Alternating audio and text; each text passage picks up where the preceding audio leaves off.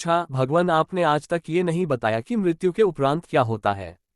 उसकी बात सुनकर बुद्ध मुस्कुराए, फिर उन्होंने उससे पूछा, पहले मेरी एक बात का जवाब दो। अगर कोई व्यक्ति कहीं जा रहा हो और अचानक कहीं से आकर उसके शरीर में एक विषबुझा बाण घुस जाए तो उसे क्या करना चाहिए? पहले शरीर में घुसे बाण को हटाना ठीक रहेगा या फिर देखना कि बाण किधर से आया है और किसे लक्ष्य कर मारा गया है?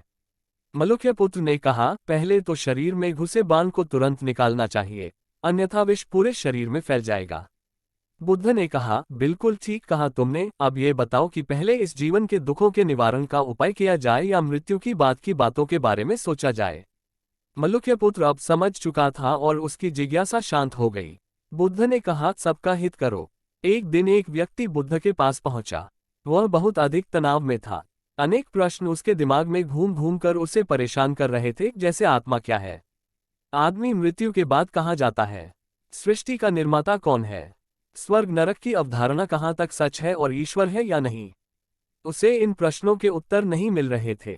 जब वह बुद्ध के पास पहुंचा तो उसने देखा कि बुद्ध को कई लोग घेर कर बैठे हैं। बुद्ध उन सभी के प्रश्नों व जिज्ञासाओं का समाधान अत्यंत सहज भाव से कर रहे हैं। काफी देर तक ये क्रम चलता रहा, किंतु बुद्ध धैर्यपूर्वक हर एक को संतुष्ट करते रहे। बेचारा व्यक्ति वहां का हाल देखकर परेशान हो गया। उसने सोचा कि इन्हें दुनियादारी के मामलों में पड़ने से क्या लाभ। अपना भगवत भजन करें और बुनियादी समस्याओं से ग्रस्त इन लोगों को भगाएं। किंतु बुद्ध का व्यवहार देखकर तो ऐसा लग रहा था मानो इन लोगों का द्वैक उनका अपना द्वैक है। आखिर उस व्यक्ति ने पूछ ही लिया, महाराज, आपको इन सांसारिक बातों से क्या लेना देना? बुद्ध बोले, मैं ज्ञानी नहीं हूं और इंसान हूं। वैसे भी वह ज्ञान किस काम का जो इतना घमंडी और आत्मकेंद्रित हो कि अपने अतिरिक्त दूसरे की चिंता ही न कर सके। ऐसा ज्ञान तो अज्ञान से भी बुरा है। बुद्ध की बातें सुनकर व्यक्ति की उलझन दूर हो गई। उस दिन से उसकी सोच व आचरण दोनों बदल गए। कथा का सार यह है कि ज्ञान तभी सार्थक होता है जब वह लोक कल्याण में संलग्न हो। भरतलाल शर्मा। बुद्ध ने युवक को सत्संग का महत्व समझाया। महात्मा बुद्ध एक गांव में ठहरे हुए थे। वे प्रतिदिन शाम को वहां पर सत्संग करते थे। भक्तों की भीड़ होती थी क्योंकि उनके प्रवचनों से जीवन को सही दिशा बोध प्राप्त होता था। बुद्ध की वाणी में गजब का जादू था। उनके शब्द श्रोता के दिल में उतर जाते थे। एक युवक प्रतिदिन बुद्ध का प्रवचन सुनता था। एक दिन जब प्रवचन समाप्त हो गए तो वह बुद्ध के पास गया और बोला, महाराज, मैं काफी दिनों से आपके प्रवचन सुन रहा हूं, किंतु यहाँ से जाने के बाद मैं अपने गृहस्थ जीवन में वैसा सदाचरण नहीं कर पाता जैसा यहाँ से सुनकर जाता हूँ। इससे सत्संग के महत्व पर शंका भी होने लगती है। बताए, मैं क्या करूं? बुद्ध ने युवक को बांस की एक टोकरी देते हुए उसमें पानी भरकर लाने के लिए कहा। युवक टोकरी में जल भरने में असफल रहा। बुद्ध ने ये कार्य निरंतर जारी रखने के लिए कहा। युवक प्रतिदिन टोकरी में जल भरने का प्रयास करता किंतु सफल नहीं हो पाता। कुछ दिनों बाद बुद्ध ने उससे पूछा, इतने दिनों से टोकरी में लगातार जल डालने से क्या टोकरी में कोई फर्क नजर आया? उद्धरण चिन्ह। युवक बोला, एक फर्क जरूर नजर आया है। पहले टोकरी के साथ मिट्टी जमा होती थी, अब वह साफ दिखाई देती है। कोई गंदगी नहीं दिखाई देती है और इसके छेद पहले जितने बड़े नहीं रह गए, वे बहुत छोटे हो गए हैं। तब बुद्ध ने उसे समझाया, यदि इसी तरह उसे पानी में निरंतर डालते रहोगे तो कुछ ही दिनों में ये छेद फूलकर बंद हो जाएंगे और टोकरी में पानी भर पाओगे।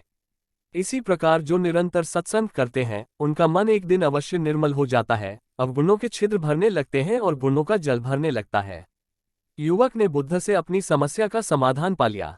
निरंतर सत्संग से दुर्जन भी सज्जन हो जाते हैं, क्योंकि महापुरुषों की पवित्र वाणी उनके मानसिक विकारों को दूर कर उनमें सद्विचारों का आलोक प्रसारित कर देती है। भरतलाल शर्मा। बुद्ध की शिक्षा से मेहनत सफल हुई।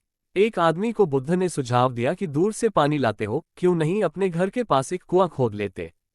हमेशा के लिए पानी की समस्या से छुटकारा मिल जाएगा।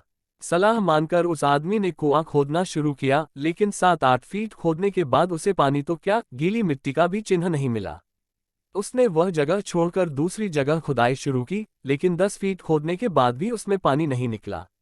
उसने फिर तीसरी जगह कुआं खोदना शुरू किया, लेकिन यहां भी उसे निराशा ही हाथ लगी। इस क्रम में उसने 8-10 फीट के 10 कुएं खोद डाले, लेकिन पानी कहीं नहीं मिला। वह निराश होकर बुद्ध के पास गया। उसने बुद्ध को बताया कि मैंने 10 कुएं खोद डाले, मगर पानी एक में भी नहीं निकला। बुद्ध को आश्चर्य हुआ। वे स्वयं चलकर उस स्थान पर आए जहां उसने 10 गड्ढे खोदे हुए थे। बुद्ध ने उन गड्ढों की गहराई देखी और सारा माजरा समझ गए। फिर वे बोले, 10 कुएं खोदने की बजाय एक कुएं में ही तुम अपना सारा परिश्रम लगाते तो पानी कब का मिल गया होता। तुम सब गड्ढों को बंद कर दो, केवल एक को गहरा करते जाओ, पानी निकल आएगा। उसने बुद्ध की बात मानकर ऐसा ही किया। परिणामस्वरूप कुआं पूर्ण होते ही पानी निकल आया। सबने भगवान बुद्ध की जय जयकार की। भरतलाल शर्मा। बुद्ध के ज्ञान से सेठ ने पाया सुख। धन्ना सेठ के पास 7 पुश्तों के पालन पोषण जितना धन था। उसका व्यापार चारों तरफ फैला हुआ था, किंतु फिर भी उसका मन अशांत रहता था।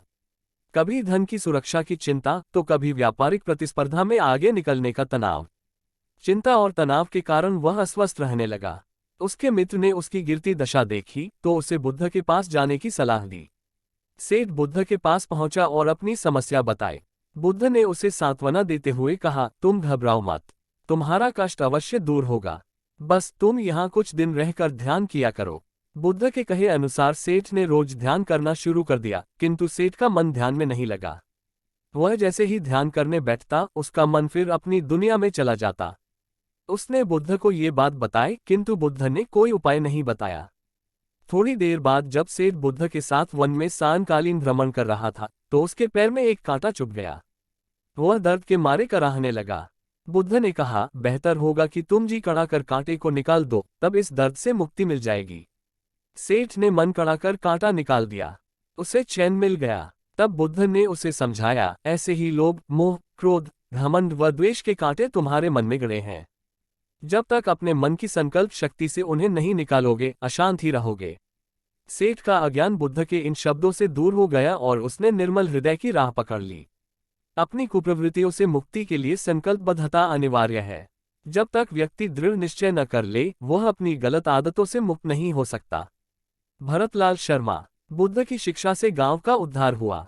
एक युवक ने बुद्ध से आकर कहा, मेरा गांव अशिक्षित है। मैं अपने परिवार से झगड़कर थोड़ा बहुत पढ़ पाया हूँ। आगे और पढ़ना चाहता हूँ, किंतु सभी रोक रहे हैं। घर के लोग सोचते हैं कि खेती में खूब पैसा है और उसके लिए किसी शिक्षा की आवश्यकता नहीं है। यही सोच गांव वालों की भी है। कृपया आप मेरे गांव चलकर वहां शिक्षा का प्रसार करवाए। बुद्ध युवक की बात मानकर गांव आ गए। धर्मभीरू ग्रामीणों ने बुद्ध का सत्कार किया और रोज उनके प्रवचन सुनने आने लगे। बुद्ध जब भी शिक्षा का महत्व बताते, ग्रामीण विरोधी मत रखते।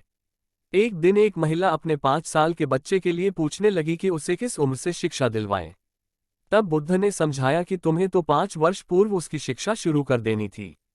उसे क्या खाना है, क्या नहीं, कैसे वह क्या बोलना है आदि बातें शुरू से सिखाओगी, तभी तो वह अपना उचित ख्याल रख सकेगा। बुद्ध की यह बात महिला सहित सभी ग्रामीणों को समझ में आ गई। उन्होंने अपने बच्चों को विद्यालय भेजना शुरू किया। ये समय वर्षा का था। युवक ने लोगों को जल संग्रहण की तकनीक बताई। अधिकांश ने उपहास किया, किंतु युवक अपना काम करता रहा। बुद्ध का सहयोग प्राप्त था, इसलिए किसी ने उसका खुलकर विरोध नहीं किया। जब गर्मी में भीषण जल संकट के कारण फसलें सूखने लगीं, तो युवक ने कुएं खुदवाए, जिनमें जल संग्रहण की तकनीक के कारण खूब पानी निकला। ग्रामीण अब शिक्षा का महत्व समझ चुके थे।